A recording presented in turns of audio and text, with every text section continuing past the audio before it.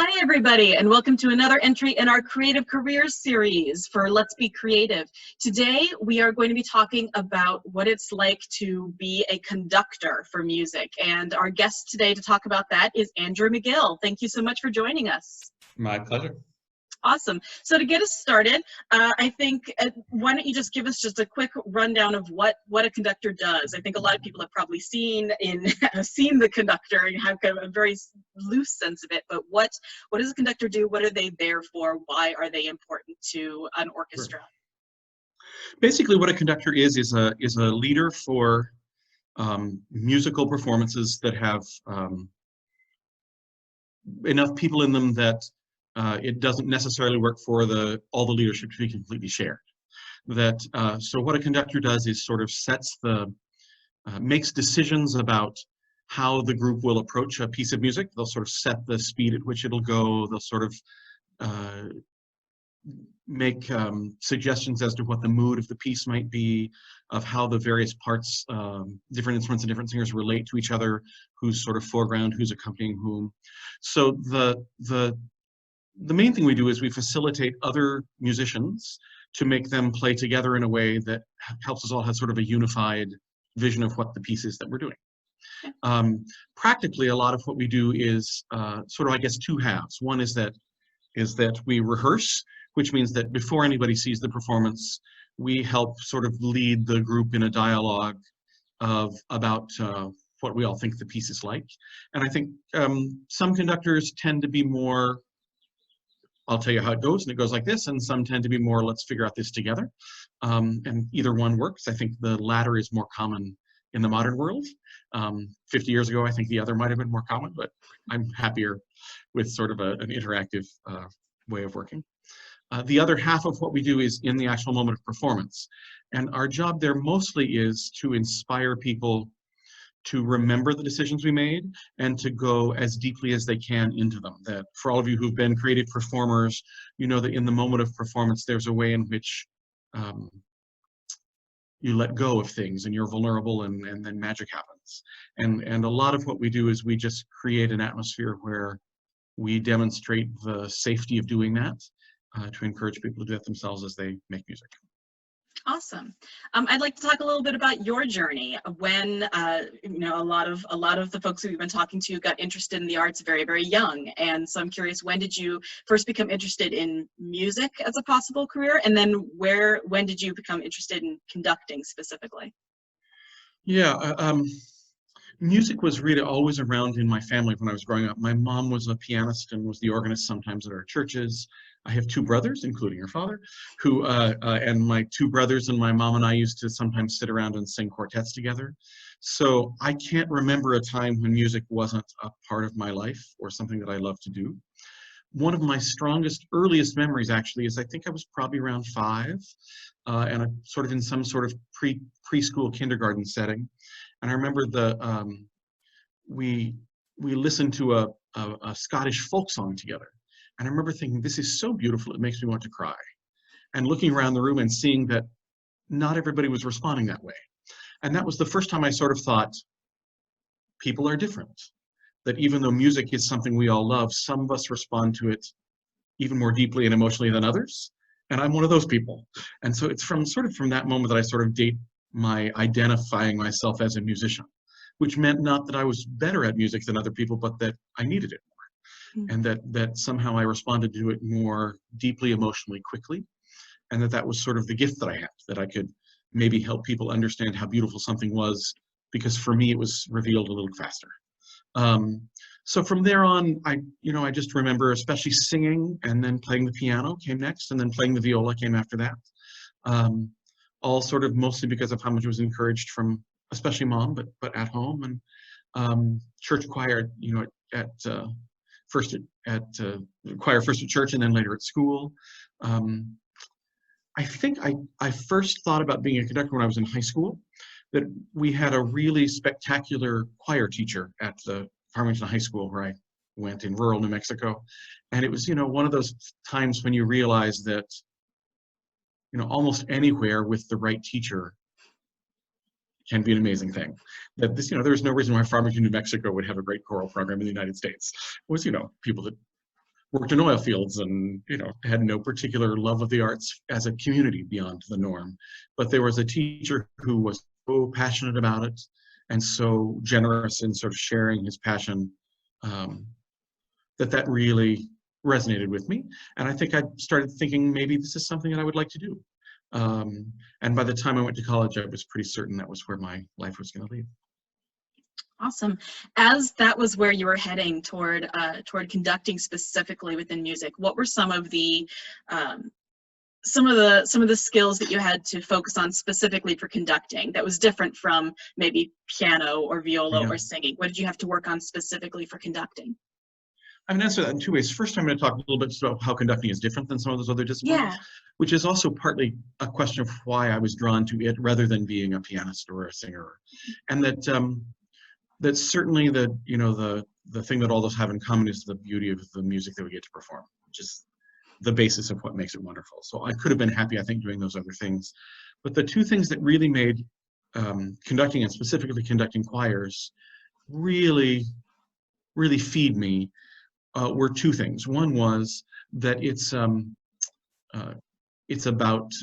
combination of the beauty of music with the beauty of poetry, and the way that text interrelates with music, I found really beautiful and really captivating to my imagination, to see how these words could trigger a composer's imagination and then could trigger my imagination as a performer. And I found that really interesting. And the second one was that one of the things I really love about being a conductor is that what we do, maybe first and foremost, is we create community. And that for me, that was really energizing and transformative and felt important. It felt like it wasn't just a matter of sort of making entertaining background music that would distract people from the world, but that in the act of making music, we actually drew people together into the ideal kind of community that there can be among human beings, where everyone is fully individualized, but at the same time fully aware of the thing we are together, and committed to that. And I loved the feeling of being completely myself and completely connected to somebody else.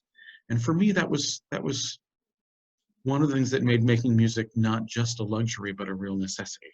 And to this day, I sort of feel like, you know, in a culture that mostly doesn't value those things easily, that they're more important than ever. And, you know, maybe the context of where we are right now has me think about community, especially. We're having to do this online because it's dangerous for us to meet each other face to face. That, you know, even though in many ways I'm more introverted than extroverted, I also do know from my own experience that human beings are animals that are created to be in connection with each other. And that no matter how introverted we are, we're not made to be completely alone. And there's a way in which, and for me, I get this incredible luxury of having really intimate, incredibly close connection with hundreds of people every week that then I don't necessarily have to have a conversation with later. But I like that. So back to the original question, is what skills do you need? And I would say the skills that are really important for a conductor, they're important for any musician, but are especially important for a conductor, are, number one, the ability to really imagine sound, which is something that we don't often think about training. It's called audiating in my world. So it's what I spend a lot of my time training conductors to do, is how do you hear sound without it actually being in the room? Can you imagine the sound of this piece of music?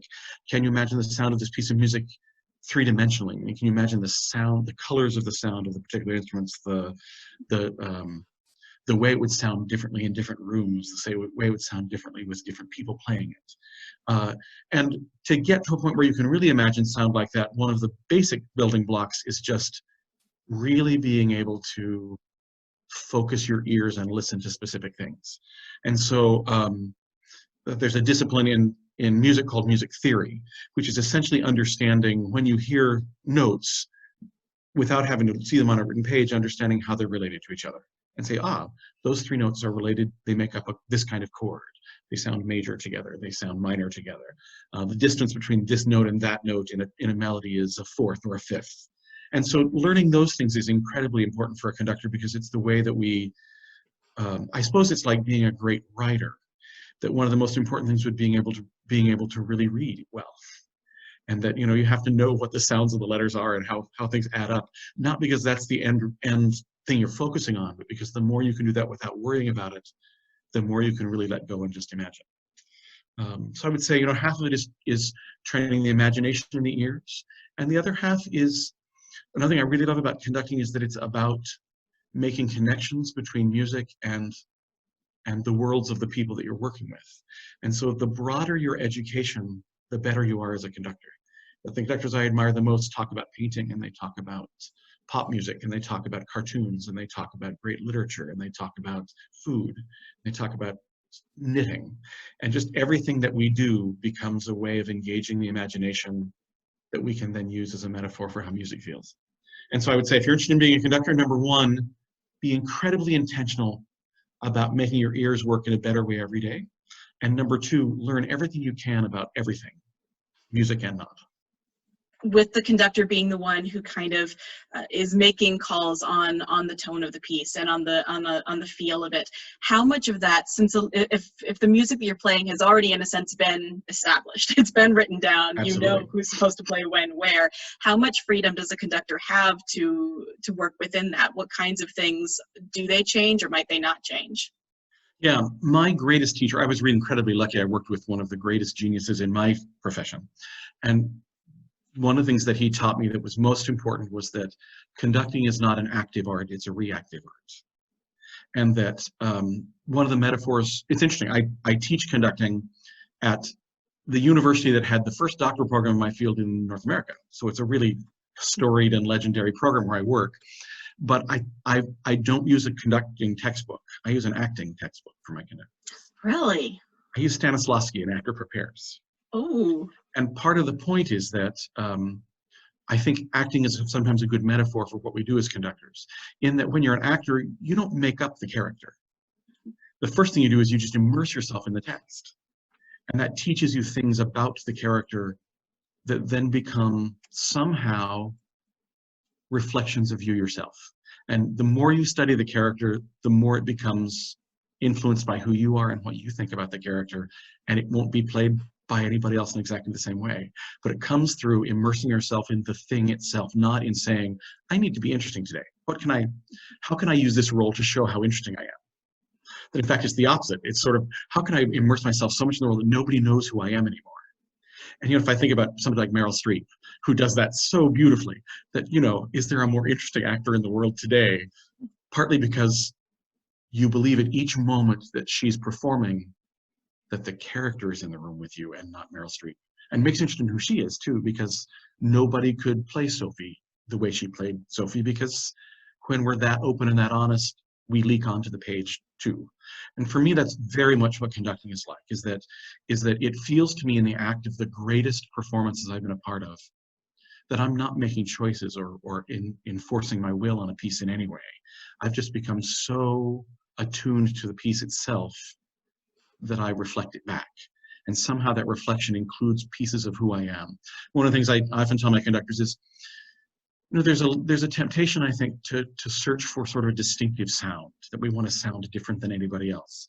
But in fact, as I've matured and aged and grown as a conductor, I think there is a distinctive sound that comes from my conducting, but it happens more and more the less I try to do that. And the more I try to be true to the original piece, that somehow people get a deeper and truer glimpse of who I am too.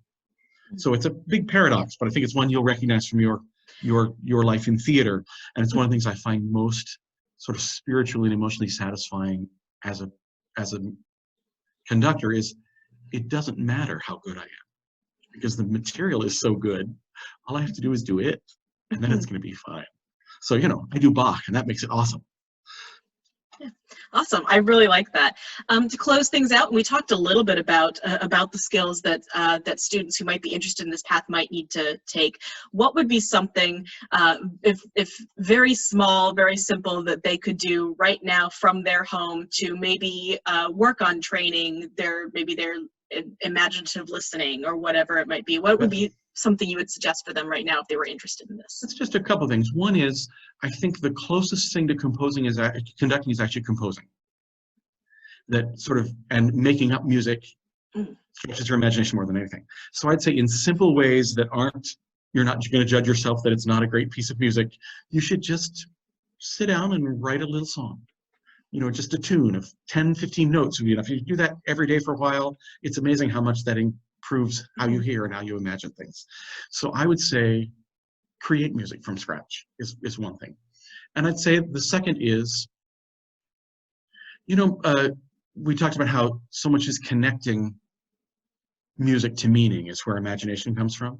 And I think, at least for me, coming from a world where I mostly work with voices, I'd suggest sort of maybe listening to great performers and really listening to how words change the way they sing. That, they sing with a beautiful sound, but how does the sound change when they change meaning of words? And, there's, YouTube and other things like that are such an incredible, valuable resource for us now, that even any name that anybody has sort of said, oh, that's a great singer, go, in any genre, jazz, pop, classical music, any of them, go sort of tool around and just listen for what choices are they making in their singing, and then you'll have a set of choices that you can make in your own performing as well. Awesome. Fantastic. Thank you so much for being willing to share with us today. We really appreciate you taking your time to talk about your experience and what you've learned over your years conducting. It's my pleasure. And I guess just the last thing I'd love to say is that, I didn't know I was an artist when I was a kid, but I do think if I hadn't stumbled into the arts, I can't imagine that my life would be as rich and beautiful as it is. And it might, in fact, be a little bit desolate. And so I sort of feel like being a musician saved my life and gave it meaning and gave it joy and gave it beauty. And that's something, it's a cliche, but I think it's kind of true that in some ways, art chooses us more than we choose it. So if this is something that you love, the biggest advice is just allow yourself to love it more and immerse yourself in it. And everything you do from that point of view will make you better in the end, but more importantly, make you more joyful now. Oh, I love that. All right, fantastic. Thank you so much, viewers and listeners. And don't forget to tune in again at 1 p.m. tomorrow for more Let's Be Creative arts content. Thank you so much.